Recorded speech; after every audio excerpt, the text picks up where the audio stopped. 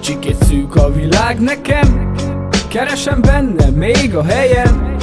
Nem látom tisztán a holnapot, lehet, hogy ebbe én ma még belehallom.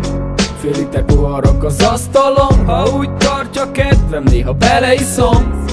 Szólj rám, ha egyszer véletlen összefutnánk egy másik életben. Volt, amikor azt hittem, hogy nincs, ami megállít, de tudom, ha esik a magamfajta megázik. Mert becsülöd már, hiszen hamar elillan a gyönyör. Hiába mászok ki, mindig jön ugyanaz a gödör. И снова с мыслями плыву я по течению. Видимо, далеко от берега невелика моя потеря, веря снова обрету я крылья, что парить над небом. Стану я орлом, стоны разгоняю взмахом крыльев. Разгребаю пыль я или хлам, не отдам я вам свое. Бейте, ломайте, будьте готовы к бою. Я не отступлюсь, пусть будет даже мой последний вздох. Но я смог уйти и вовсе не устал. И поверьте мне, я только оживал. Получил и ускользнул от пару пощечин жизни. Когда снова в себе силы я нашел, черкая строки на бумаге и пишу на микрофон.